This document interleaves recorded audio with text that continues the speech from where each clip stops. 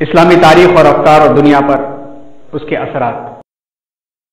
الحمدللہ رب العالمین والصلاة والسلام علی محمد وآلہ واصحابہ اجمعین۔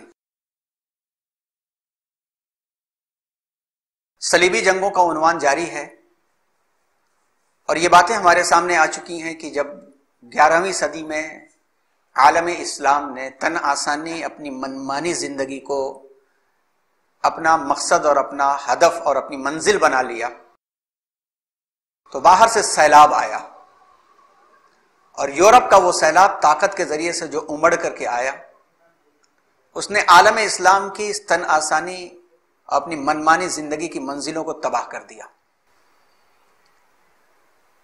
کازز اور ریزنز اور اسباب سب آپ کے سامنے پیش کیے جا چکے، اور اس پیشکش میں پریزنٹیشن میں یہ بات بھی آئی تھی کہ کیا وجہ تھی کہ 11-12 حکومتیں ہونے کے باوجود، لاکھوں مربع میل کا ایریا ہونے کے باوجود، جب صلیب کے نام سے جنگ لڑی گئی اور یورپ عالم اسلام میں آیا، تو آنے کے بعد لاکھوں انسانوں کا قتل کیسے کر دیا؟ وہ کازز کیا تھے، وہ کیا اسباب تھے، اس پر بھی روشنی ڈالی گئی تھی۔ اور اس سے کوریلیٹ کرتے ہوئے کہ تاریخ کا مقصد یہ ہے کہ ہم پچھلی غلطیاں اور پچھلی کمیاں اور کوتاہیاں اسے سبق حاصل کریں، اور ان کوتاہیوں اور غلطیوں اور کمیوں کو، چاہے وہ انڈیویجول لائف ہو، چاہے وہ فیملی لائف ہو، یا سوشل لائف ہو، یا من حیث الامت تمام کی تمام زندگی ہو، اسے نہ دہرائیں۔ جب جب دہراتے رہیں گے تب تب یہی حال ہوتا رہے گا، یہی حشر ہوتا رہے گا۔ یہی پیغام قرآن کا ہے، اور اسی پیغام کے مطابق تاریخ کا ہم سب کو مطالعہ چل رہا ہے۔ دونوں نمونے ہمارے سامنے آئے تھے۔ پہلا تو وہ نمونہ آیا کہ جب اللہ تبارک و تعالیٰ کے نظام سے بغاوت انسان جب کرتا ہے، تو باغیانہ روش کے واسطے اللہ کی قدرت اور اللہ کا نظام کیا وجود میں آتا ہے۔ پھر اس کے بعد حضرت صلاح الدین ایوبی رحمۃ اللہ علیہ کی شخصیت کو پیش کیا گیا، اور یہ بات بھی سامنے لائی گئی کہ اس شخصیت سے ہمارے سامنے ایک بات صاف طور پہ آ جاتی ہے کہ اللہ تبارک و تعالیٰ کسی نام اور کسی کے دعووں کے محتاج نہیں ہے۔ اللہ اپنے دین کی اور اپنے بندوں کی حفاظت کرنے کے لیے آتے ہیں، تو پہاڑوں سے بھی اٹھا کر کے لا کر کے اسے جو ہے آفتاب بنا دیتے ہیں۔ صلاح الدین ایوبی رحمۃ اللہ علیہ کی زندگی جو ہے امت محمدیہ صلی اللہ علیہ وسلم کے معجزے کی عظیم الشان دلیل ہے، جن کا تذکرہ پچھلے سیشن میں بہت تفصیل کے ساتھ آیا، اور اقتباسات اور جو اس کے چیپٹرز تھے، کوشش یہی رہی کہ اکثر چیپٹرز غیر مسلموں کی زبانی پیش کیے جائیں، تاکہ ہمیں اندازہ ہو کہ ان کی زندگی کو پڑھ کر کے انہوں نے کیا سبق لیا ہے، اور ان کو یورپ میں کتنا چاہا جاتا ہے، اور ان کی کتنی قدر کی جاتی ہے۔ اور ان کتابوں کا بھی انٹروڈکشن آپ کے سامنے کرایا گیا۔ فرسٹ ورلڈ وار اور سیکنڈ ورلڈ وار جو 20ویں صدی میں 1917 اور 1924 کے درمیان میں ہوئی، غور سے دیکھا جائے گا تو اس غور سے دیکھنے میں جو سبق ہمارے سامنے آئیں گے، ان سبق میں سے ایک سبق یہ بھی ہوگا کہ خلافت عثمانیہ کے بکھراؤ کس انداز سے ہوا۔ اور آپ کو یاد ہوگا کہ اسی عنوان سے یہ سیشن شروع کیا گیا ہے، اور اسی سلسلے کا یہ سمجھ سکتے ہیں کہ 10واں لیکچر ہے، اور یہ 10واں لیکچر ایک پڑاؤ کہہ لیں کہ ایک موڑ ہے، وہاں تک ہم لوگ پہنچ رہے ہیں۔ جب صلیبی جنگیں شروع ہوئی تھی، تو پہلی صلیبی جنگ میں کیا حالات پیش آئے، پھر اللہ تعالیٰ نے ترکوں میں سے ہی، سلجوقی ترکوں میں سے عماد الدین زنگی اور نور الدین زنگی کو کھڑا کیا تھا۔ اور یہ بات بھی آپ کے سامنے آ گئی کہ انہی کے دربار میں پلے ہوئے صلاح الدین ایوبی جو پہاڑوں کی قوم میں پیدا ہوئے تھے، اور اللہ تبارک و تعالیٰ نے ان سے اتنا بڑا کام لیا۔ جب دوسری صلیبی جنگ ختم ہو گئی تھی، اور تو اس کے بعد جب تیسری صلیبی جنگ آئی، وہ بھی بڑی عبرت کی تھی، بڑی نصیحت کی تھی۔ آج یہ صلیبی جنگوں کا تذکرہ ایک سرسری طور پر مکمل کرتے ہوئے آخر کے اس پیغام پہ پہنچیں گے کہ یورپ 6 لاکھ کی فوج لے کر کے عالم اسلام میں آیا۔ 6 لاکھ کی فوج کا تصور کیجئے کہ کیا بھیڑ ہوگی اور کیا ازدحام ہوگا۔ جو اتنی بڑی فوج لانے کے باوجود بھی یورپ کامیاب نہیں ہو سکا، تو یورپ نے جو تبدیلی اپنے اندر لانے کی کوشش کی، اور جس تبدیلی کے ذریعے سے اس نے اپنے محاذ کو سنبھالا، وہ قلم کا میدان جس کو کہا جاتا ہے انٹلیکچوئل وار، یا جس کو کہا جائے فکری جنگ جس کا نام دیا جائے، یا عربی میں اس کو الغزو الفکری کہا جاتا ہے، اس کا آغاز کہاں سے ہوتا ہے اور اس کا چرچا آ چکا ہے. آج بھی اس کا ایک تذکرہ آ جائے تاکہ ہم اور آپ اپنے ذہن کے دریچوں کو کھولیں اور ہر شخص اپنے اپنے کمفرٹ زون سے باہر نکلے، کہ ہم میں سے ہر ایک شخص اپنے کمفرٹ زون میں جی رہا ہے، چاہے وہ کرسی پر بیٹھا ہوا آپ کے سامنے بولنے والا شخص ہو، یا ممبر پر کھڑا ہو کر کے خطبہ دینے والا شخص ہو، یا ہم ہوں اور آپ ہوں اپنے گھر کی زندگی میں ہوں. ہم اتنی ہی دیر تک، اتنی ہی وقت تک دوسروں کو قبول کرتے ہیں جب ہمارے وہ کمفرٹ زون تک پہنچ کر کے ہمیں سکون دے. جب ہمیں اریٹیٹ کرے یا ہمیں لگے کہ ہماری مزاج اور ہماری اس تن آسانی والی زندگی کے خلاف ہے، تو ہم اس کو لاجیکل تھنکنگ دے کر کے اس کا ڈیفنس کر ڈالتے ہیں. کیسے ہوا اور کیوں ہوا اس کے جوابات آپ کو آگے والی سلائیڈوں میں مل جائیں گے. اور کیوں نہ ہو، جب یہ صورتحال ہوتی ہے تو اس کے بعد اللہ تبارک و تعالیٰ کی جانب سے وہ فیصلے جو لاگو ہو چکے ہیں، صرف ہمارے لیے نہیں پوری انسانیت کے لیے ہو چکے ہیں. جو ویسا کرے گا وہ بھرے گا، وہ ہمارے ساتھ ہو رہا ہے. آئیے سب سے پہلے ایک نظر پچھلی سلائیڈوں پر دوڑا لیتے ہیں. ہم سب جانتے ہیں کہ 1099 سے لے کر کے 1187 کے درمیان کے حالات کیا پیش آئے، اور اس کے سلسلے میں تین لیکچرز ہو چکے ہیں. پہلے سب سے پہلے عالم اسلام کا انتشار یعنی بکھراؤ، اور ہر ایک کی لاجیکل تھنکنگ اپنی جگہ پر پرفیکٹ تھی. ہر ایک فرقہ ناجیہ تھا، ہر ایک کی حکومت عادل تھی، اور ہر ایک بادشاہ اپنے آپ کو ذل اللہ تصور کیا کرتا تھا. السلطان ذل اللہ جو روایت ہے، اس کے تحت اپنے آپ کو گھسیٹ کر کے اپنے اوپر وہ لا لیا کرتا تھا. اور پھر یورپ نے جب فائدہ اٹھایا اور یورپ نے آ کر کے عالم اسلام پہ یلغار کیا، تو ناجی اور منجی اور نجات دہندہ سب کے سب بہ گئے. نہ ان کی تسبیحات بچا سکی ان کو، اور نہ ان کے اپنے القاب اور اپنے دیے ہوئے ٹائٹلز ان کو بچا سکے. یورپ نے جب یلغار کیا تو اس کے ریزنز تھے، اس کے کازز تھے، اور یہ بھی ڈیٹیل آپ کے سامنے آ چکے کہ مذہبی کازز کیا تھے، مذہبی اسباب کیا تھے، سیاسی پولیٹیکل اور اسی طرح سے اکنامیکل اسباب کیا تھے. اور اس کو جاننے اور سمجھنے کے لیے تھوڑا سا لے کر کے آپ سائلنٹ کر دیجئے تاکہ ان کو بھی تکلیف نہ ہو، آپ کسی کو بھی تکلیف نہ ہو.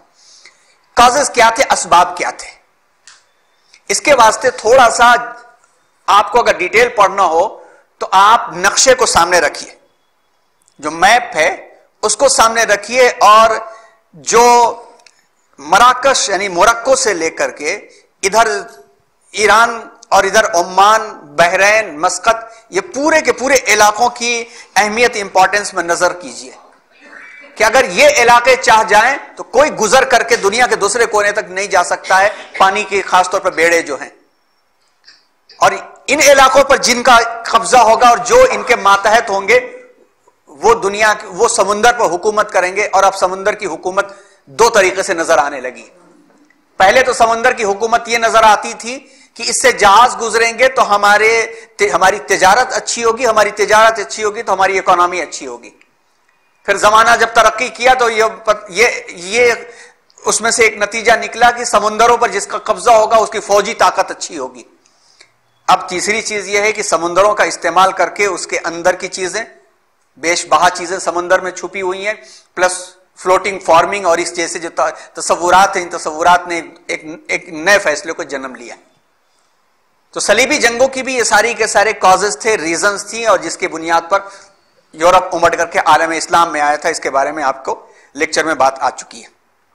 1099 میں بیت المقدس صلیبیوں کے ہاتھوں فتح ہوا تھا، اور ان کے رائٹرز کے ہی مطابق 70,000 اور بعض کے مطابق شروع سے ملا لیا جائے تو 1,00,000 بے گناہوں کا خون بہا تھا، جس میں صرف مسلمان ہی نہیں تھے بلکہ ان کے مذہب کے ماننے والے عیسائی بھی تھے اور یہود تھے جو بے تحاشا مارے گئے تھے. اللہ تبارک و تعالیٰ نے کچھ باہمیت اور ایمانی جذبہ رکھنے والوں کو کھڑا کیا، تو ان میں سے عماد الدین زنگی اور نور الدین زنگی کا نام آتا ہے، جنہوں نے ایک طریقے سے اس سیلاب کو تھوڑی دیر تک کے لیے روک دیا. کیونکہ یہ جب سیلاب پہلی جو موج آتی ہے اور جو پہلی موج ہوتی ہے وہ بڑوں کو کھاڑ دیتی ہے. اگر یہ موج روکی نہ گئی ہوتی ہے عماد الدین زنگی اور نور الدین زنگی نہ ہوتے تو پھر خلافت عباسیہ جو بڑے آرام سے بیٹھی رہی بالآخر بڑا بھیانک انجام بھگتا, کچھ نہ بچتا. زندگی نے وفا نہ کی ان کی, لیکن یہ بات بھی ثابت ہوئی اور پچھلے ہفتے بھی آپ نے دیکھا, پچھلے سیشن میں بھی آپ نے دیکھا کہ جب فکر کے درمیان میں فکر پروان چڑھتی ہے, اچھی سوچ کے درمیان میں جب سوچ اونچی اٹھائی جاتی ہے تو وہ اٹھان بہت کام کرتی ہے. اس سے سبق ہمیں اور آپ کو ملا کہ ہم اپنے گھروں میں جو فکر پروان چڑھائیں گے وہی فکر پروان چڑھے گی. اسکول اور کالج جو ہیں کوئی فکریں بنا نہیں سکتے, وہ تو صرف ایک فیسیلیٹیٹر ہیں. اسکول اور کالج جو ہیں اکیڈمک سسٹمز موٹیویٹر ہیں, فیسیلیٹیٹر ہیں, لیکن اصل میں جو پروان چڑھانے کی ہوتی, پرسنالٹی جو بنتی, وہ گھر سے بنتی.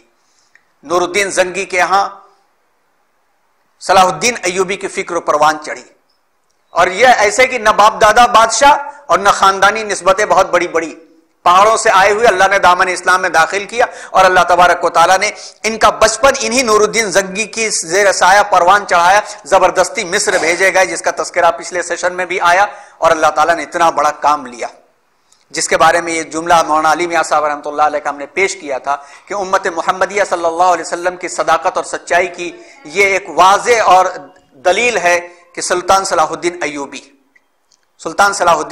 رحمۃ اللہ علیہ, سلطان صلاح الدین ایوبی رحمۃ اللہ علیہ نے 1187 میں بیت المقدس کو واپس لے لیا. یہاں تک کا تذکرہ ہم لوگوں کا آیا تھا, اور یہ چیز بھی ہم نے نقشے کے تحت دکھانے کی کوشش کی تھی کہ کس طریقے سے انہوں نے اپنے دائرے کار کو بڑھایا, اور اس دائرے کار کو بڑھانے کے لیے انہوں کو مجبوراً قدم اٹھانا پڑا کہ آس پاس کے لوگ ایسے عالم میں کہ جب چاروں طرف سے طوفان اور سیلاب آ رہا تھا کہ جب طوفان اور سیلاب آتا ہے تو شیر اور بکری بھی اپنے آپس میں مل کر کے اس طوفان سے بچاتے ہیں, ایک دوسرے کے کھانے کی فکر نہیں کرتے, درندے بھی مل جاتے ہیں, مگر یہ انسان جو چھوٹی چھوٹی حکومت بنائے ہوئے تھے, انہوں نے سلطان صلاح الدین ایوبی کا ساتھ دینے کے بجائے ان کو بارہا قتل کرنے کی کوشش کیا. مثالیں پچھلے سیشن میں آئی, مجبوراً ان کو اپنا دائرہ بڑھانا پڑا, اور اس دائرے کے اندر مصر کا پورا علاقہ تھا جس حکومت نے فاطمی حکومت ہونے کا دعویٰ کیا تھا, اور مقدس نام سیدہ فاطمہ الزہرا رضی اللہ تعالیٰ عنہ کا استعمال کیا تھا, جو کہ نہ یہ فاطمی تھے, نہ علوی تھے, نہ سادات تھے, بلکہ وہ مجوسی تھے جو ظاہری طور پہ اسلام قبول کر کے اپنے آپ کو فاطمی حکومت کا بانی بتایا کرتے تھے. اور ایسے قوانین انہوں نے وضع کیے تھے کہ قوانین نہ صرف ظالمانہ تھے بلکہ اسلام کی اصولوں کے خلاف تھے. ایک سبزی حضرت امیر معاویہ رضی اللہ تعالیٰ عنہ شوق سے کھاتے تھے, بس اسی بنیاد پر فاطمی حکومت نے پورے اپنی مملکت کے اندر اس سبزی کو کھانا جرم قرار دیا تھا. ایک عالم کو شہر بھر میں منہ کالا کر کے گھمایا گیا کیونکہ اس نے اشراق پڑھ لیا تھا. جماعت کی نماز ممنوع قرار دی گئی تھی, اور مسجدوں کی دیواروں پر ان کے خلاف جتنے خلفاء تھے, بنو امیہ کے جتنے خلفاء تھے حضرت امیر معاویہ رضی اللہ تعالیٰ عنہ سے لے کر کے, ان کے خلاف گالیاں لکھوائی گئی تھی جس کو پڑھنا لازم تھا.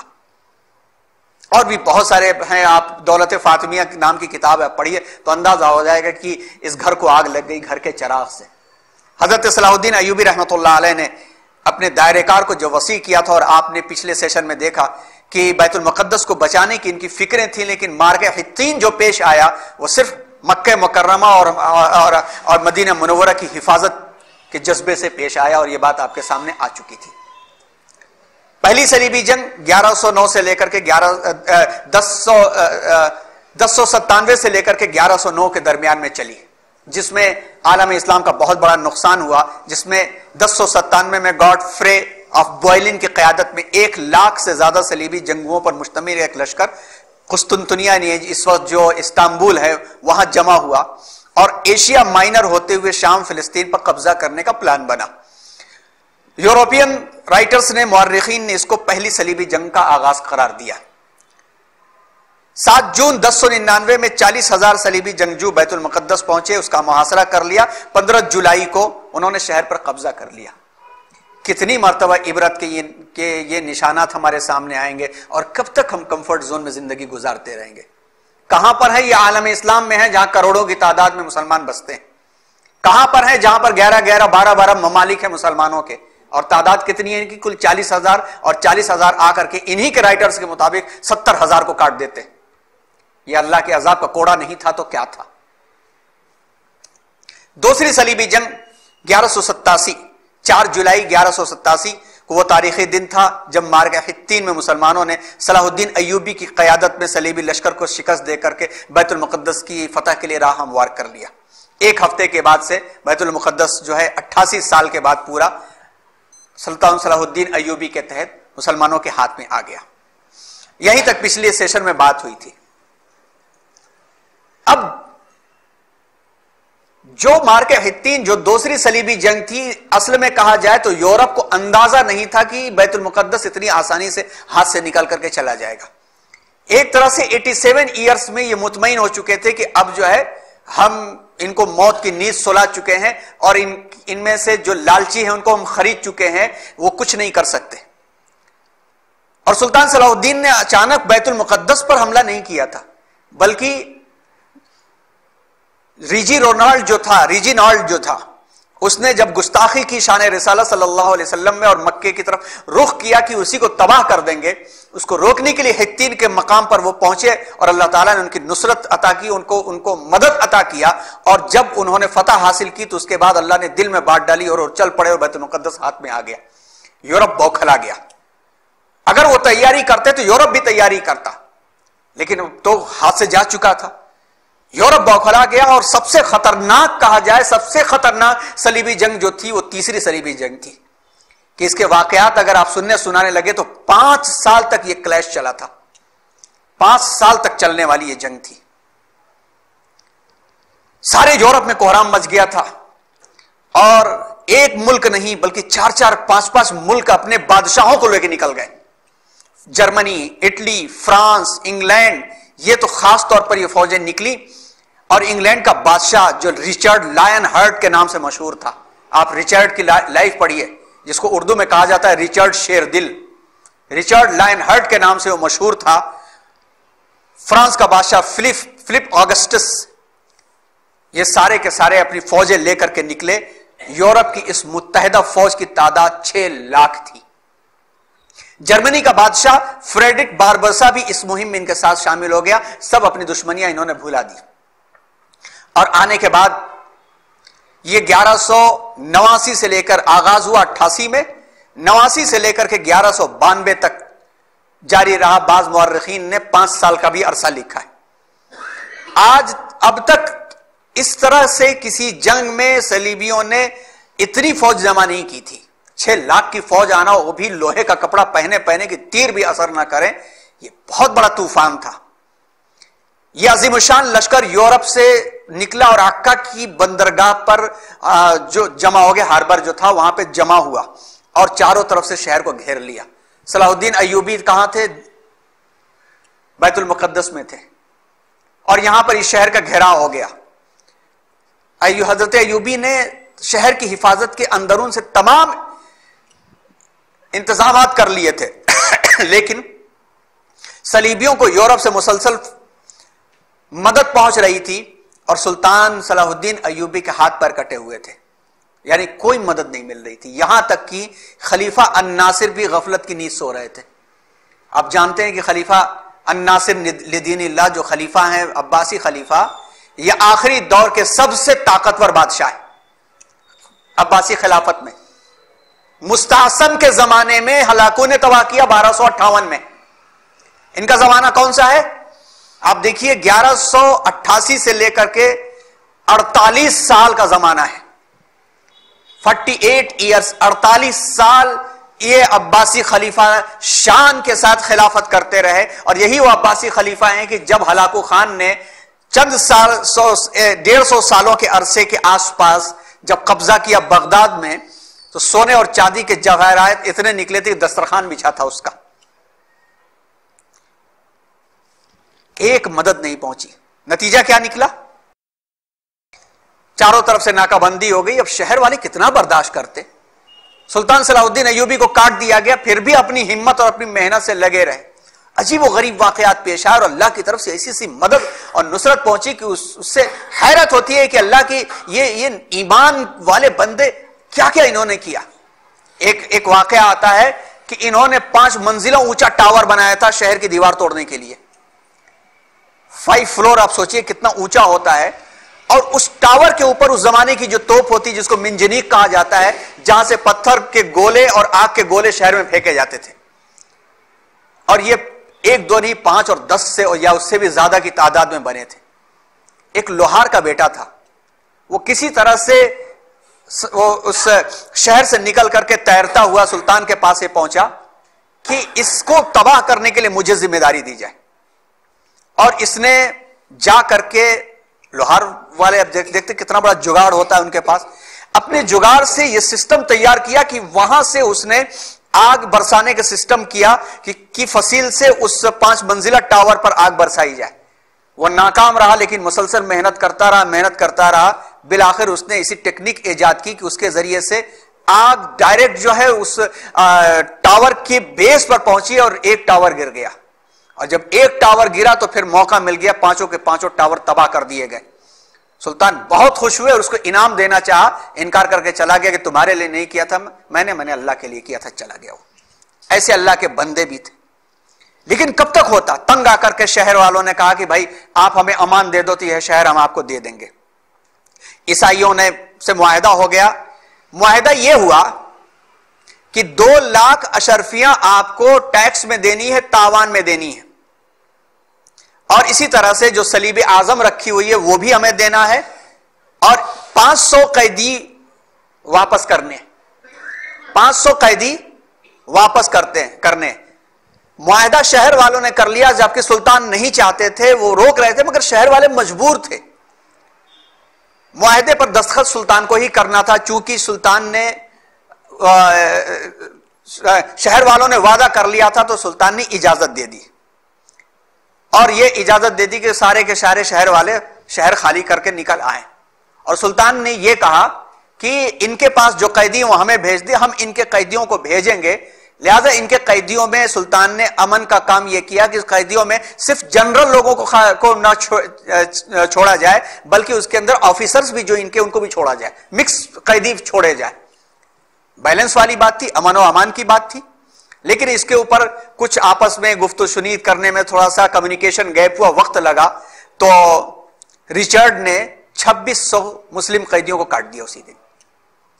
یہ بدعہدی اس نے کی، جبکہ سلطان صلاح الدین ایوبی سے کہیں ایسا ثابت نہیں ہوتا ہے، ان کے رائٹرز نے خود لکھا، فلپس نے خود ہی لکھا ہے کہ ریچرڈ کا یہ مقصد تھا کہ لوگوں پر یہ تاثر دے دے کہ سلطان جب اپنے لوگوں کی حفاظت نہیں کر سکتے تو بیت المقدس کی کیا حفاظت کریں گے وہ، جب ایسے چھوٹے شہر کی حفاظت نہیں کر سکتے، بددل کرنا مقصد تھا۔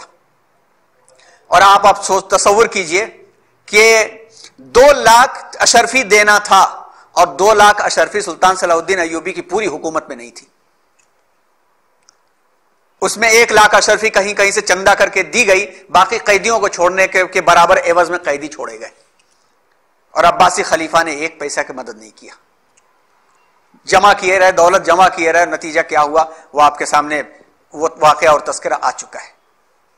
یہ جو کمفرٹ زون والا جو معاملہ ہے، یہ کہیں نہ کہیں رمق کے طور پر ہم سب کی زندگیوں میں بھی پایا جاتا ہے کہ جب یہ قربانی، مالی قربانی دینے کا معاملہ آتا ہے تو ہم پھر وہ کیڑے نکالنے لگتے ہیں کہ اس کی آرگنائزیشن میں یہ گھپلا ہو رہا ہے، اس کی آرگنائزیشن میں یہ گھپلا ہو رہا ہے، ان کیڑے نکالنے کے اندر سچویشن بدل جاتی ہے اور ایک جنریشن تباہ ہو جاتی ہے۔ نہیں قربانیاں دیتے، 2000-2500 مسجدوں کے چندے ہوتے ہیں، اور اس پر یہ ہم امید رکھتے ہیں کہ متولی جو ہے امام کو 50,000 تنخواہ دے گا۔ حالت یہ ہوتی ہے کہ ہم جو ہے ابھی بھی 10 روپیہ 20 روپیہ ڈال کر کے آتے۔ نکلنا پڑے گا کمفرٹ زون سے۔ اگر یہی مزاج رہا تو ہم جیسے لوگوں کے پاس جو ہے اگر عباسی خلافت آ جاتی تو یہی ہم بھی کرتے۔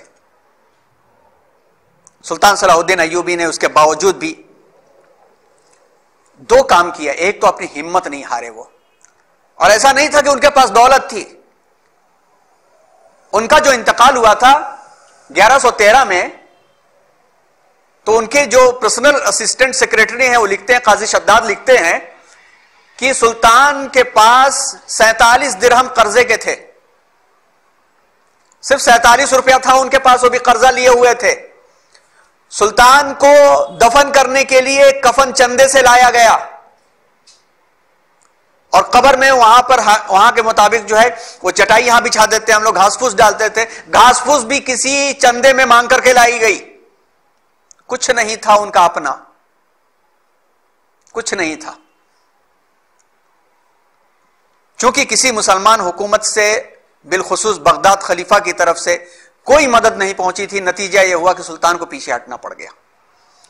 لیکن یہ پیچھے ایک ہی دن میں نہیں ہٹے، 5 سال تک الجھائے رکھا 6 لاکھ کے لشکر کو. کس نے؟ تنے تنہا شخص نے، جس کو کسی سے مدد نہیں مل رہی تھی، بلکہ اس کے بیچ میں یہ چھوٹی چھوٹی حکومت والوں نے ان سے پیسہ لے کر کے ان کو مروانے کی بھی کوشش کیا. کئی بار ان کی جان بچی.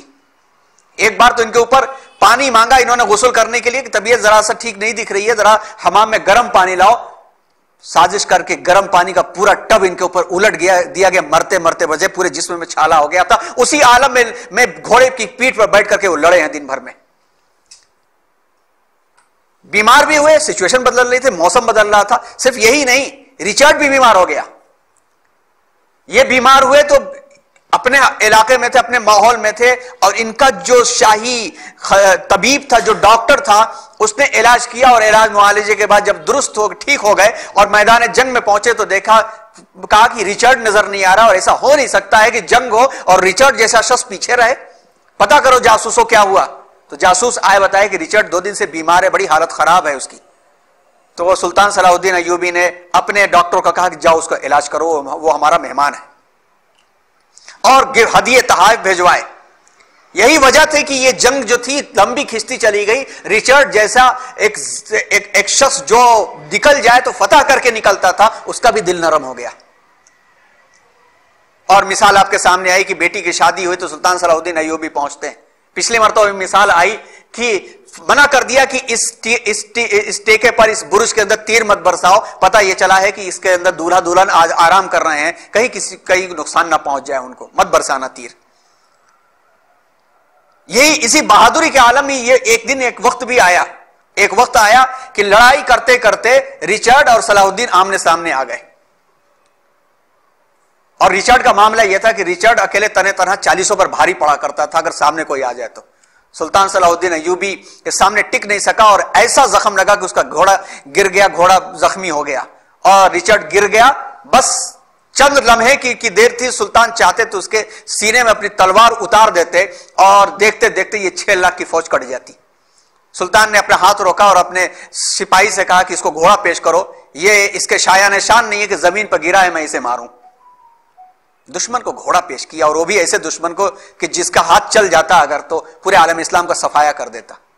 یہ کمفرٹ زون میں جینے والے چھوٹی چھوٹی حکومتوں والے یہ عباسی خلفاء اس بات کو سمجھ نہیں رہے تھے کہ اگر یہ کامیاب ہو جاتے چٹکیوں کے اندر عالم اسلام کی دھجیاں بکھیر کر کے رکھ دیتے، نہ یہ بچتے نہ وہ بچتے. اور نہیں بچا ہلاکو خان اور چنگیز خان کے طوفان نے سمجھا دیا بغداد جو بڑے کمفرٹ زون میں جی رہا تھا. مختصر سی فوج، 30,000 کی فوج کی کیا ہوتی ہے 6 لاکھ کے سامنے، مگر جنگی طرز اور طریقے سے الجھائے رکھا انہوں نے. تیسری کامیابی سلطان صلاح الدین ایوبی کی رہی کہ انہوں نے سفارت سے بڑا کام لیا. امبیسڈر، اپنا نمائندہ، بات چیت پر بہت، ان کے بھائی جو تھے سیف الدین، ان کو بہت آگے کیا انہوں نے. سیف الدین بڑے پیارے آدمی تھے، بات کرنے کا انداز بڑا پیارا تھا. اتنے پیارے تھے کہ سلطان صلاح الدین ایوبی خود آگے نہ جا کر کے اس کو بھیجتے تھے کہ ریچرڈ سے دوستی تک بھی ہو گئی تھی، ریچرڈ کی بہن کی شادی تک طے ہو گئی تھی ان سے. سیف الدین سے تیار ہو گیا تھا شادی کرنے کے لیے. بعد میں کلیسا کے جو پادریوں کے حوالے بات کی گئی کہ وہ کہیں گے تو شادی ہوگی ورنہ نہیں ہوگی.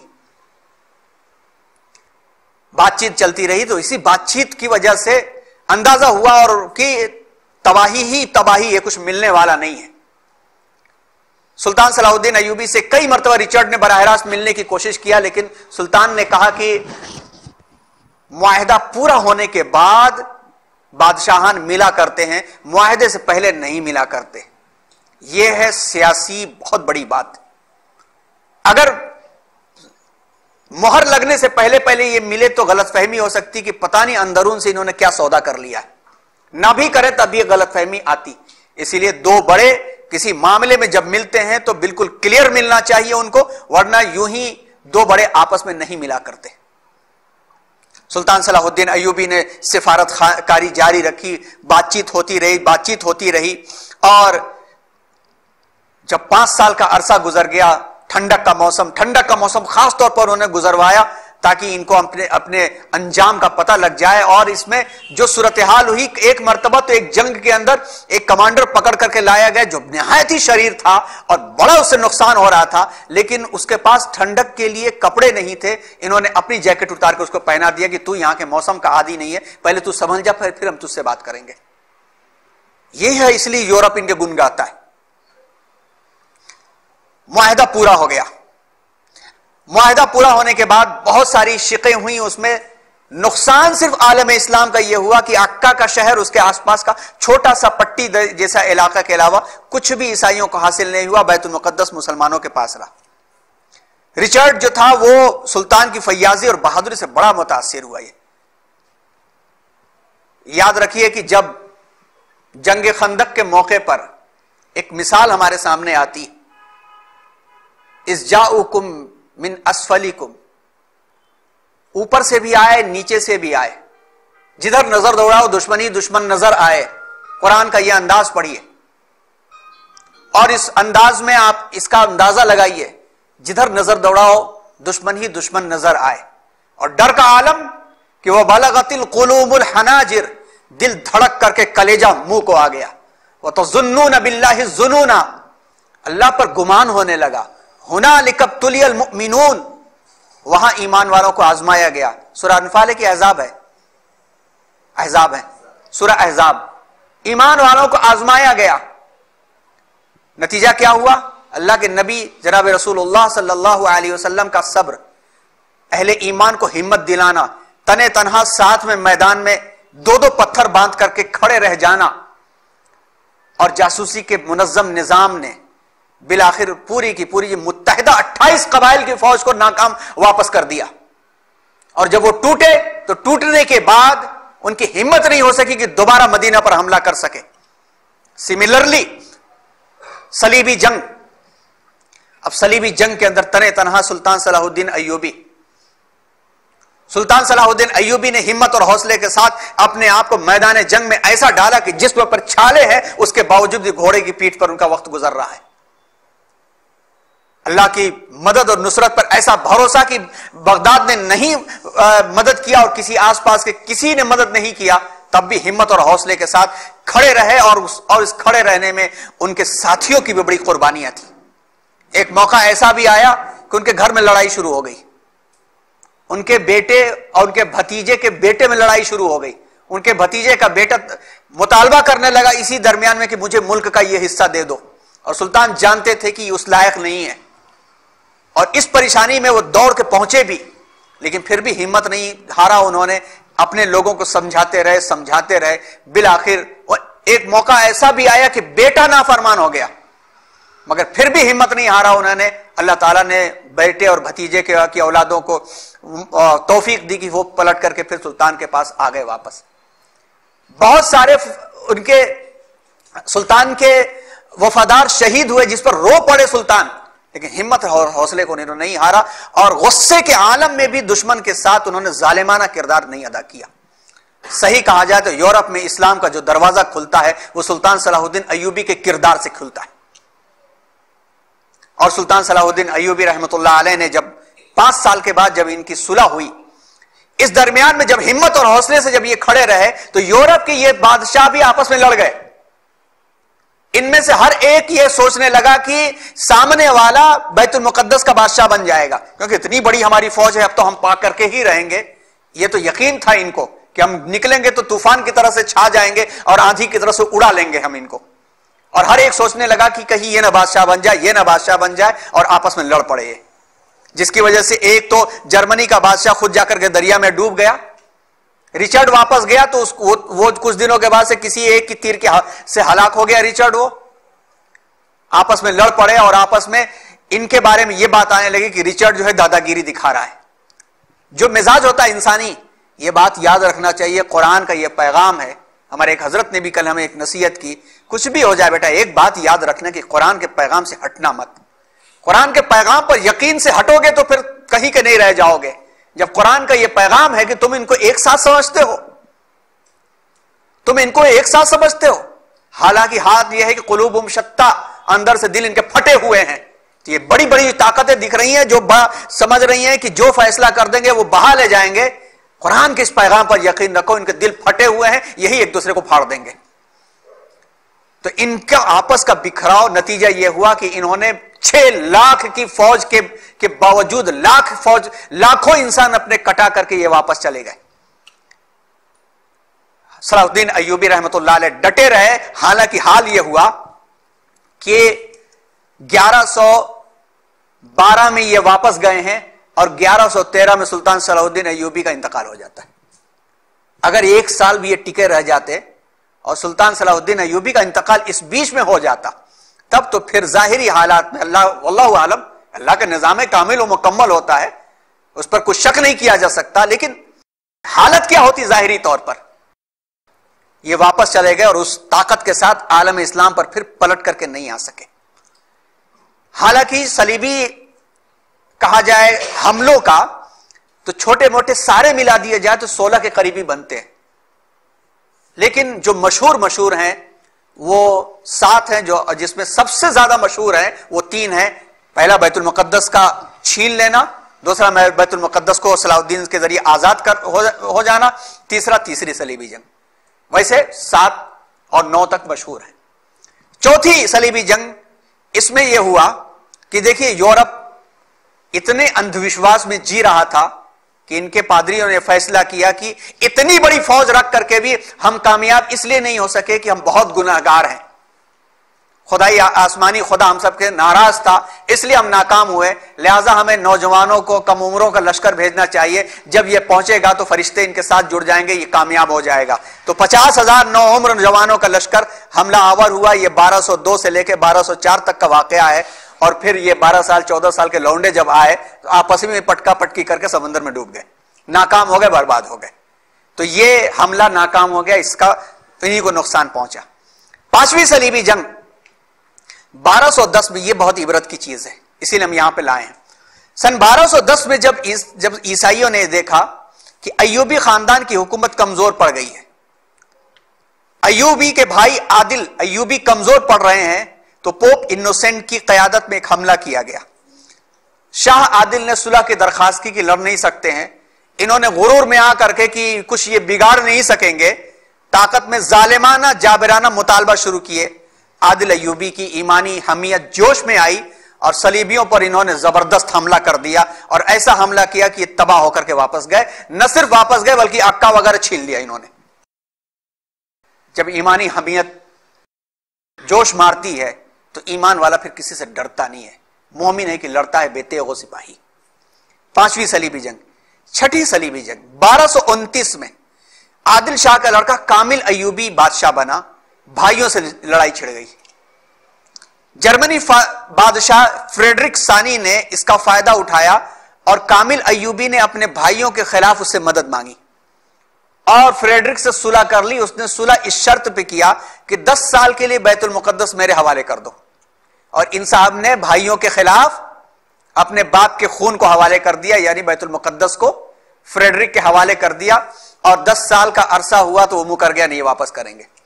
ان کے پاس تو طاقت تھی نہیں، مگر مسلمانوں نے رضاکارانہ طور پر اپنا لشکر جمع کیا اور اپنا لشکر جمع کر کے 15 سالوں کے بعد 1244 میں بیت المقدس کو اسے چھین لیا. پھر سے کچھ دنوں کے لیے یعنی تقریباً 14 سال کے لیے پھر سے گیا تھا بیت المقدس ان کے ہاتھ میں، اور کسی بادشاہ نے نہیں، مسلمانوں نے ہی آپس میں ہمت کیا اور جمع کیا اور بیت المقدس کو چھین کے پھر سے آزاد کرا لیا. اس کا صلیبی جنگ سے کوئی تعلق نہیں تھا. 7ویں صلیبی جنگ 10 سال 29 میں معاہدہ ہوا تھا. 39 میں جب معاہدہ پورا ہونے لگا تو ایک اور حملہ ہوا، مگر پھر شکست ہوئی ان کی اور مسلمانوں نے ان کے اکثر فوجیوں کو قید کر لیا. اس کے بعد آپ دیکھتے ہیں کہ 1240 کے بعد سے تاتاریوں کے حملے کا زمانہ شروع ہو جاتا ہے. تاتاریوں نے اکثر عالم اسلام پر قبضہ کر لیا. بیت المقدس پر بھی انہوں نے حملہ کیا اور شہر کے اکثر گرجا گھروں کو تباہ کر دیا. جب تاتاری واپس گئے تو بیت المقدس جو ہے مصر کے قبضے میں آ گیا، کیونکہ چنگیز خان کا جو لشکر آیا تھا وہ تباہ کرتا ہوا، خوارزم شاہ کو بھگاتا ہوا، لوٹتا ہوا واپس چلا گیا تھا. وہ تو بعد میں ہلاکو خان نے آ کر کے بغداد میں کو تباہ کیا تھا. 8ویں صلیبی جنگ فرانس کے بادشاہ لوئی 9 نے مصر پر حملہ کیا اور ملک الصالح ایوبی نے شکست دے کر کے اسے قید کر دیا. بعد میں یہ فدیہ دے کر کے پیسہ دے کر کے آزاد ہوا. اسی قید کے دوران اس نے 1248 بلکہ بعض تاریخوں کے اعتبار سے دیکھا جائے تو 1248 سے لے کر کے 1258 کے درمیان کا کوئی زمانہ تھا. اس میں اس نے ایک خط لکھا جو یورپ کی رینائزیشن نشأت ثانیہ کے لیے بہت اہم سنگ میل ثابت ہوا. یہاں پہ ہم سب کے لیے بہت بڑا سبق ہے, آگے انشاءاللہ آخر میں آتا ہے. نویں صلیبی جنگ, لوئی کی رہائی کے بعد انگلینڈ کے بادشاہ ایڈورڈ نے اور دوسروں نے مل کر 1270 میں عالم اسلام پر پھر حملہ کیا, اور اس مرتبہ ان کا رخ ٹیونیشیا کی طرف تھا لیکن شکست کھا کر کے ناکام رہے. اس کے بعد عالم اسلام اس طرح کے صلیبی حملوں سے محفوظ ہو گیا. دوسری طرف آپ یہ دیکھیے کہ ایک طرف یہ صلیبی جنگوں کا تذکرہ چل رہا ہے تو اپنے ذہن کو لے جائیے اس کے پہلے کے سیشن میں, چوتھے سیشن میں لے جائیے, جس چوتھے سیشن میں عباسی خلافت کا تذکرہ ہوا تھا اور ہلاکو خان نے کس انداز سے حملہ کیا تھا, ہلاکو خان نے کیسے حملہ کیا اور بغداد کو تباہ کیا. اور جب وہ اللہ کے نظام کے اوپر بغاوت کرنے کے لیے, خانہ کعبہ کو تباہ کرنے کے لیے, حجاز پر قبضہ کرنے کے لیے بڑھا تو اللہ تبارک و تعالیٰ نے ایک غلام کو کھڑا کیا جس کا نام تھا رکن الدین بیبرس, اور آپ کو وہ لیکچر یاد ہوگا. اللہ تعالیٰ کیسے نظام سے کام لیتے ہیں. اس لیے نظام پر ہم اپنے آپ کو لے کر کے آئیں, ہم ہٹیں گے تو بہا دیے جائیں گے. نظام پر لے کر کے آئیں, اللہ کا اس نظام کو بچانے کی ذمہ داری اللہ کی ہے, لیکن یاد رکھیے کہ کمفرٹ زون سے باہر آنے کی ضرورت ہے. کمفرٹ زون میں رہ کر کے لاجیکل تھنکنگ کے ذریعے سے اپنے آپ کو مطمئن کرنا, شتر مرغ کی طرح سے گردن کو ریت میں ڈال کر کے اپنے آپ کو سیف سمجھ لینا, یہ جو ہے یہ کمفرٹ زون کے اندر ہی رہنے کا معاملہ ہے. اس سے باہر نہیں, جب تک نکلیں گے تب تک کچھ نہیں ہونے والا ہے. تنظیموں پہ تنظیمیں بنیں گی, آرگنائزیشن پہ آرگنائزیشن بنیں گے, اور ہم اور آپ سوشل میڈیا کے لکھاری بن کر کے, ایک جملہ ہے لکھاری, یہ جملہ استعمال کیا جاتا ہے. لکھاری کا مطلب کیا ہوتا ہے؟ سوشل میڈیا پر خوب جواب در جواب اور خوب دے کے اپنے آپ کو سمجھ لیتے کہ ہم نے اتنا بہترین لکھا, یہ جواب دیا, منہ توڑ جواب دیا. سوشل میڈیا کے لکھاری بن کر کے رہ جاتے ہیں ہم آپ. صلیبی جنگوں کے یورپ کے اوپر کیا اثرات ہوئے؟ یورپ نیند سے جاگ اٹھا. آپ دیکھیے کہ 1097 سے لے کر کے 1270 کتنے سال ہوئے؟ تقریباً تھوڑا سا آگے کر لیا جائے تو 200 سال کے قریب کا زمانہ. ہم کو میسور میں آئے ہوئے 20 سال ہوئے. میسور کی بہت ساری ایسی عادتیں ہمارے اندر آ گئی ہیں کہ اپنے گاؤں پہنچ کر کے وہاں کا ماحول راس نہیں آتا. کچھ دنوں تک, کچھ دنوں کے بعد اپنی پرانی چیز واپس آ جاتی ہے. جو قوم 200 سال کسی علاقے میں رہ جائے تو کیا وہ اثر نہیں لے گی؟ آپ لیبان کو پڑھیے, اور اسی طرح سے encyclopedia of Britannica 11th edition پڑھیے, ہسٹری آف عربس پڑھیے, یہ ساری کی ساری کتابیں پڑھیے تو اس میں انہی کے لوگوں نے لکھا ہے کہ فنون اور صنعت میں مشرق کا اثر یورپ پر بہت پڑا. آرچ آکسفورڈ نے لکھا ہے کہ صلیبی لڑائیوں کے بعد یورپ کے تاجروں کے ذریعے سے زندگی کی آسانی کے سامان آنے لگے تو یہاں کا معیار زندگی بڑھ گیا. یہاں کے گھروں اور یہاں کے 2-2 3-3 منزل گھروں کو دیکھ کر کے یورپ نے اس کو کاپی کرنا شروع کیا. فلپ ہیٹی نے لکھا کہ عیسائی جب بیت المقدس پہنچے تو ان کا خیال تھا, فلپ ہیٹی لکھتا ہے عرب تمدن کے عنوان کے اوپر کہ عیسائی جب بیت المقدس پہنچے تو ان کا خیال تھا کہ وہ مسلمانوں میں سے برتر ہیں اپنے تمدن میں. مسلمانوں کا کلچر بہت ہی انکلچرڈ ہے, بہت ہی ڈاؤن ہے. وہ مسلمانوں کو بت پرست سمجھتے تھے. ان کا عام خیال تھا کہ وہ محمد کو خدا کی حیثیت سے پرستش کرتے ہیں صلی اللہ علیہ وسلم. لیکن جب ان کا مسلمانوں سے میل جول بڑھا تو غلط فہمی جاتی رہی. جب باہمی خیالات آدان پردان ہوا, لین دین ہوا تو نمایاں فرق آنے لگا اور دونوں میں دوستیاں ہونے لگی, تعلقات بڑھنے لگے. انہوں نے فیڈرل سسٹم قائم کیا. یہاں سے جانے کے بعد یہاں سے جاتے جاتے گھوڑے لے گئے, رکھوالی کے جو کتے ہوتے تھے ان کو لے گئے, اور انہوں نے معاہدہ کیا کہ ہم لوگ شکار والے معاملے میں ایک دوسرے پر حملہ نہیں کریں گے, اور مسافر اور تاجر حفاظت کے ساتھ آئیں گے جائیں گے. یورپی لباس انہوں نے چھوڑا, عربی لباس, آرام دہ لباس پہننے لگے, اور ایسی غذائیں کھانے لگے جس میں مسالہ اور شکر ہوتی تھی, ورنہ مسالہ یہ کیا جانے. اور جانتے ہیں آپ کہ عربوں کو مسالہ کس نے دیا تھا؟ اسی ہندوستان نے دیا تھا. عرب تاجر یہاں بھی آئے تھے. یہ سلسلے کی کڑیاں جڑی ہوئی ہیں. ان کڑیوں کو دیکھا جائے تو ہمارے سامنے عروج اور زوال کی ایسی داستان آتی ہے کہ ہمارے ایمان کے اوپر اثر پڑتا ہے کہ اللہ کا کیا عظیم الشان نظام ہے. اور اللہ کا اتنا عظیم الشان نظام ہے تو کیسے ممکن ہے کہ اللہ اپنے ان بندوں کو جن کے گنہگار زبانوں پر نبی کا نام لیا ہے تباہ کر دیں گے اللہ. اور اگر تباہی ہو رہی تو اس کا مطلب کہ ہم اتنے زیادہ گئے گزرے ہیں کہ وہ نسبت بھی باقی نہیں رہی. علمی اثرات بہت پڑے. علمی اثرات کیونکہ ہم جانتے ہیں کہ سب سے پہلے عالم اسلام میں ہی ایجوکیشن فار آل عملی طور پر کیا گیا تھا کہ غلام کو بھی اتنا ہی پڑھنے کا حق تھا جتنا آقا کو ہے. ہارون رشید کے بیٹے جہاں بیٹھتے تھے اسی کے بغل میں ان کا گھر میں جھاڑو پوچھا کرنے والا غلام بھی بیٹھا کرتا تھا. اور ہارون رشید کے بیٹے نہ بھون نہیں چڑھا سکتے تھے کہ میرا غلام میرے بغل میں پڑھ رہا ہے. نہیں کر سکتے تھے. نہ مامون کر سکتا تھا نہ امین کر سکتے تھے. اور امین تو جانتے ہیں کہ کیا بزرگوں میں امین کے ایک اور بھائی تھے, وہ تو بزرگوں میں سے تھے, انہوں نے راہبانہ زندگی اختیار کر لی تھی, اولیاء میں ان کا شمار ہوتا ہے. صوفیاء کرام بڑا ان کا نام لیتے ہیں. سلطان صلاح الدین ایوبی کی شخصیت کا اثر بہت پڑا تھا یورپ کے اوپر.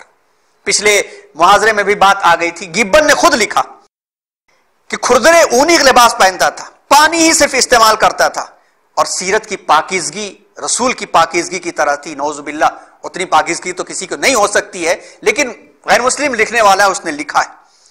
اور اپنی عملی زندگی میں عمل میں کٹر قسم کا مسلمان تھا, لیکن اس کے اخلاق اور کردار جو تھے وہ دشمنوں کے معاملے میں بھی ایسے ہوتے تھے جیسے کوئی سگا اس کے سامنے آ گیا ہے. اور اس کا اثر معاش پہ بھی پڑنا ہی پڑنا ہے.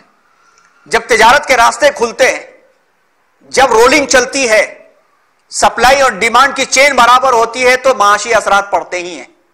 یہاں سے جانے کے بعد جب یورپ نے دیکھا کہ ان کے راہبوں اور پادریوں نے غلط جنونی تقریریں کی تھی, وہاں کے علماء آزاد ہیں اور وہاں کے علماء کو تو یوں ہم نے دیکھا ہے, تو ان کے جب خیالات بدلے تو انہوں نے کلیسا کے خلاف بغاوت کا مزاج پیدا ہونے لگا. اور پھر معاشی ترقی کی راہ دیکھنے لگے کہ انہوں نے بغداد کو دیکھا, بلکہ آپ اور ہم جب تاریخ کی ان تہوں میں جائیں گے تو انہوں نے باقاعدہ اپنا گروپ بنایا. کچھ اسپین جا کر کے انہوں نے وہاں کے حالات کا مشاہدہ کیا. 8 لوگ متعین کیے گئے تھے, اور یہ روایت میں بھی بات آتی ہے, تاریخ میں یہ بات آتی ہے, اس کا تذکرہ پہلے بھی آ چکا کہ جب یہ 8 لوگ بھیجے گئے تھے کہ جا کر کے قصر الحمرا مدینہ الزہرانی قرطبہ میں جا کر کے دیکھیں اتنی ترقی ٹیکنالوجی کیسے ان کے پاس ہے. تو یہ حضرات جب وہاں پر گئے اور ان کو بلایا گیا ایسے وقت میں جب سورج نکلنے کے قریب, وہ پہاڑ کی اوٹ سے سورج نکلتا تھا. آج بھی آپ جو ہے قرطبہ کا نقشہ دیکھیں تو پہاڑ کی اوٹ سے سورج نکلتا تھا. جب سورج نکلتا تو مدینہ الزہرا میں جو قصر الحمرا تھا, ریڈ فورٹ جس کو کہتے ہیں یا ریڈ پیلس جس کو کہیے, اس پر جب سورج کی کرنیں پڑتی تھی تو پوری دیواروں میں پارا مرکوری بھرا ہوا تھا. اتنی ٹیکنالوجی مسلمانوں کے پاس تھی کہ دیوار میں انہوں نے مرکوری پارا بھر دیا تھا. اور جب ظاہر سی بات ہے کہ جب پارا اور مرکوری کے اوپر گرمی پڑے گی تو کیا ہوگا, ہلنے لگتا ہے, بھاگنے لگتا ہے, اس کا جو ایٹم ہے بھاگنے لگتا ہے, ارتعاش ہو جاتا ہے. اور ایسا محل ہلنے لگا کہ یہ باہر بھاگ آیا کہ زلزلہ آ گیا ہے. بعد میں ان کو یقین دلایا گیا کہ یہ زلزلہ نہیں ہے, یہ مرکوری اور پارا ہے, یہ ٹیکنالوجی. انہوں نے لکھا تھا کہ جس جنت کا تصور اپنے علماء سے ہم سنتے تھے, وہ جنت ہم یہاں دیکھ رہے ہیں. یہ لے کر کے گئے, اور لے کر کے جانے کے بعد وہاں پر فکر شروع ہوئی, اور جو خط کا تذکرہ تھا اس کے بارے میں بہت ریسرچ ہوئی, بہت تحقیق ہوئی. اورینٹلزم کی بنیاد پہلے پڑ چکی تھی, مگر اس میں شدت اسی 200 سال کے بعد آئی. فرق یہ رہا, ایک چیز آپ دیکھیے, ابھی ہم نے آپ کو مثال غزوہ خندق سے اور سلطان صلاح الدین ایوبی کی تیسری جنگ سے دیا. غزوہ خندق کے بعد جب امن و امان ہوا تو ہم سب کے آقا صلی اللہ علیہ وسلم نے جو کردار ادا کیا وہ یہ تھا کہ ہر فرد اب داعی بن گیا, مشن میں لگ گیا. ہر فرد استاد بن گیا, اپنے بچوں کو پڑھانے کی فکر کرنے لگا. تعلیم کو عام کر دیا گیا, سب کے لیے برابر پڑھنے اور بڑھنے کا موقع دیا گیا. اور جن لوگوں کے دل میں ایمان نہیں تھا ان سے رابطے بڑھائے گئے, ان تک پہنچا گیا, ان کے غم میں اور ان کی خوشی میں شرکت کی گئی. غم اور خوشی کا مطلب یہ نہیں ہوتا کہ پوجا پاٹ میں شرکت کی گئی. غم اور خوشی عام زندگیوں کی ہوتی ان تک پہنچا گیا، ان کی ضروریات پوری کی گئی، اور ان کو یہ دکھایا گیا کہ یہ شدت نہیں ہے اور یہ اٹھنا اور یہ بیٹھنا یہ بندش نہیں ہے، یہ آزادی ہے۔ دلوں کے دروازے کھلے، اور پھر رسول اللہ صلی اللہ علیہ وسلم نے آس پاس کے بادشاہوں کو بھی خط لکھنا شروع کیا اور محبت کی دعوت دینا شروع کیا۔ کچھ نے مانا، کچھ نے انکار کیا، پھر بھی یہ سلسلہ جاری رہا۔ نتیجہ یہ رہا کہ اس کے بعد متحدہ طریقے پر کسی کو یہ جرأت نہیں ہو سکی کہ وہ مدینہ منورہ پر حملہ کر سکے، سوائے یہ کہ مسلمانوں کے ایک یزید کے لشکر کے علاوہ کسی نے مدینے پر ایسا حملہ نہیں کیا۔ تاریخ پڑھیے آپ اٹھا کر کے، غزوہ خندق کے بعد کسی نے کسی غیر مسلم نے حملہ کیا مدینے پر اب تک، سوائے یزید کی اس واقع حرہ کے علاوہ؟ اس کے بعد سلطان صلاح الدین ایوبی کے اس کام کے بعد سلطان صلاح الدین ایوبی کا انتقال ہو جاتا ہے۔ بعد میں یہی تین کام جو ہونے چاہیے تھے کہ یورپ تک جب یہ تمدن پہنچا تھا تو یورپ تک ان بادشاہوں کی سرپرستی میں لوگ پہنچنے چاہیے تھے۔ اگر لوگ پہنچے ہوتے، فردن فردن دعوت کا نظام ہوتا، تو یورپ بغاوت کر کے انڈسٹریل ریولوشنز نہ لاتا، وہ قرآن کے نظام کو اپلائی کر دیتا۔ لوئی نے کیا کیا تھا؟ لوئی، اس کے ڈیٹیل پڑھنی ہے تو concise history of crusade by Thomas اس کو پڑھیے، اور the war for holy land by Thomas, اس کو 1807 میں یہ کتاب شائع ہوئی ہے، دا کروسیڈ، اس کو پڑھیے۔ یہ جو تاریخ کا بڑا اہم بادشاہ ہے، 1248 میں اس نے انوسینٹ فورتھ کی ترغیب پر صلیبی جنگ لڑی، زبردست شکست کھائی اس نے۔ 1250 میں یہ گرفتار ہوا تھا اس کتاب کے حوالے کے مطابق۔ 4 سال کے بعد جب آزاد ہو کر کے فرانس پہنچا تو اس نے تمام لوگوں کو، عقل والوں کو جمع کیا اور ایک پلان اس نے پیش کیا، اور اس پلان کو لوئی کا وصیت نامہ کہا جاتا ہے۔ آج بھی اور پیرس کا جو میوزیم ہے جس کو دارالوثائق القومیہ کہا جاتا ہے، نیشنل جو ہے جس کو کہا جاتا ہے نیشنل لائبریری کہا جاتا ہے، جہاں پر اس طرح کے نصیحت نامے اور وثیقے اور اس طرح کے وصیت نامے جمع رہتے ہیں، وہاں پر آج بھی یہ موجود ہے۔ اس کی وضاحت ہے کہ مسلمانوں کو جنگوں کے ذریعے شکست دے کر کے مفتوح اور مغلوب بنانا تقریباً ناممکن ہے۔ اس کے لیے کچھ پالیسیاں چینج کرنی چاہیے۔ نمبر 1، مسلمان قائدین کے درمیان تفرقہ ڈالو، پھر جہاں تک ممکن ہو ان ٹکڑوں کو بھی چھوٹی چھوٹی ٹکڑیوں میں بانٹ دینا تاکہ ان کی قوت بکھر جائے۔ آج کے حالات کو ذہن میں لاتے رہیے۔ اسلامی ملکوں میں حکومت کا نظام ڈسٹرب کر دینا، اس کے لیے رشوت، فساد، بے حیائی کو اس طرح عام کرنا کہ اپنی جگہ سے بیس ہل کر کے رہ جائے۔ ابھی جو فیسٹیول ہوا ہے 15 دسمبر سے لے کر کے 20 دسمبر کے درمیان میں، مدینہ منورہ کے بورڈ سے ونلی فار مسلم کا سائن ہٹا دی گئی ہے۔ یہ کس لیے ہے؟ کسی ایسی جماعت یا لشکر کو ہرگز منظم نہ ہونے دینا جو اسلامی پیغام پر ایمان رکھتا ہو، چاہے کسی بھی اس سے کوئی ڈر بھی نہ ہو، پھر بھی اس کو منظم نہ ہونے دینا۔ جو اپنے ملک و وطن کے حق کو سمجھتا ہو، دین کی قربانی دینے کے لیے تیار ہو، اس کو منظم ہی نہ ہونے دینا۔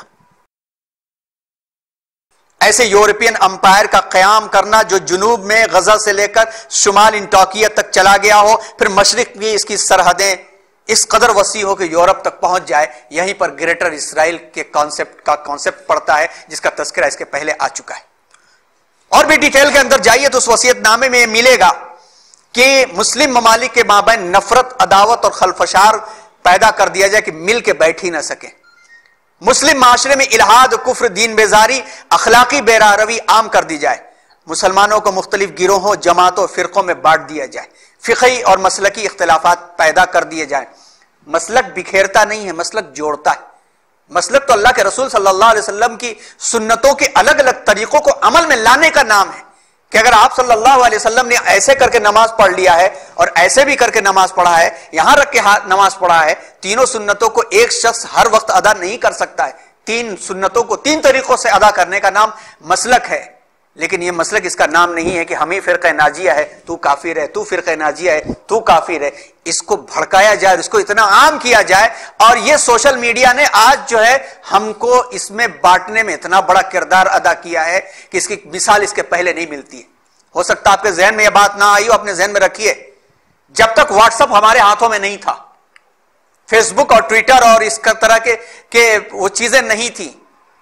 ہم میں سے جنرل اور عام انسان اپنے مسلک کو نہیں جانتا تھا.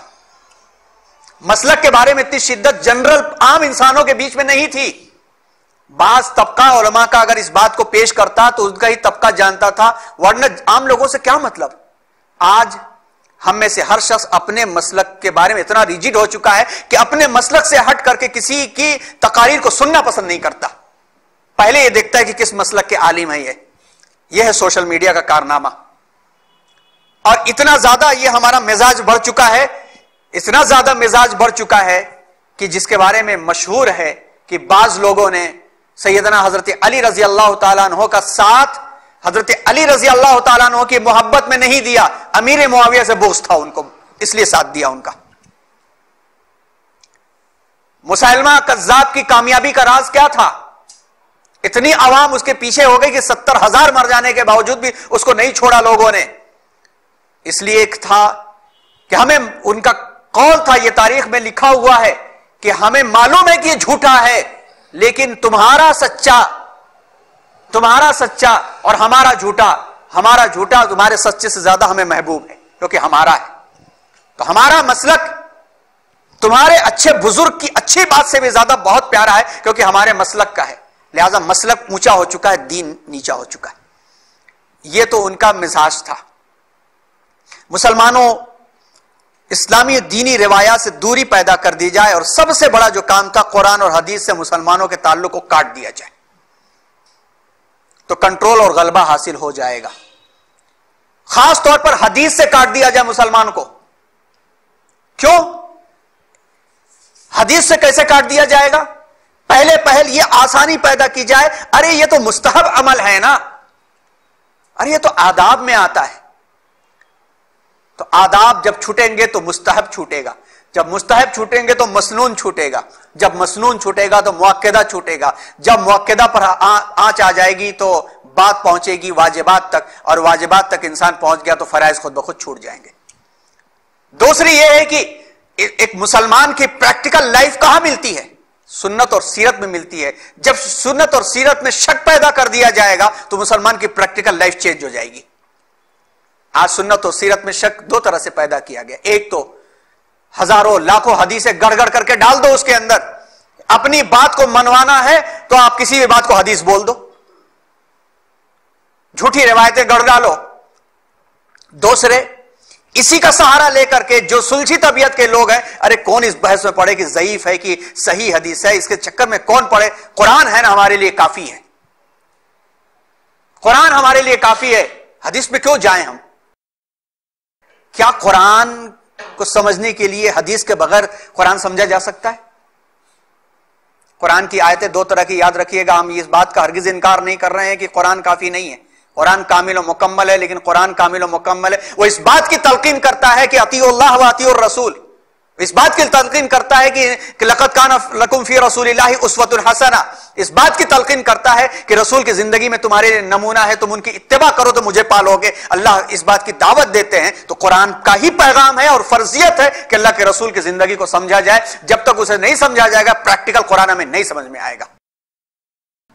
اس کا شک پیدا کرنے کے نتیجے میں کیا ہوا؟ نتیجے میں یہ ہوا کہ امت کا ایک وہ طبقہ جس کے پاس علم کی کمی ہے اور اپنی کمی کو ماننا نہیں چاہتا, تو ہر ایک قول کو حدیث کے نام سے پیش کر دیتا ہے. امت کا وہ سلجھا ہوا طبقہ جو ان سب الجھنوں میں پڑنا نہیں چاہتا, تو وہ قرآن کو براہ راست دیکھ کر کے اپنی رائے کے مطابق سمجھنے کی فکر کرتا ہے, خود بھی دھوکہ کھاتا ہے, ہزاروں کو گمراہ کرتا ہے. اب یہ سبق ہمارے اور آپ کے لیے کیا ہے؟ ایک ہی سبق ہے, ہم اپنے کمفرٹ زون سے باہر آ جائیں. بس کمفرٹ زون سے باہر آنے کا مطلب کیا ہے؟ کہ ہم ہر چیز کو جس کو ہم بہتر اور اچھا سمجھ رہے ہیں, یہ ضروری نہیں کہ وہ بہتر ہی اچھا ہو. وَهُمْ يَحْسَبُونَ أَنَّهُمْ يُحْسِنُونَ صُنْعًا, سورہ کہف کے آخری آیت نمبر 111 پڑھی ہے, آیت نمبر 102 پڑھی ہے, 101 یا 102 پڑھی ہے. جنہوں نے اپنے اعمال کو ضائع کر دیا وہ یہی سمجھتے کہ ہم ہی بہت اچھا کر رہے ہیں. بات ایمان کی ڈگر تک آ چکی ہے.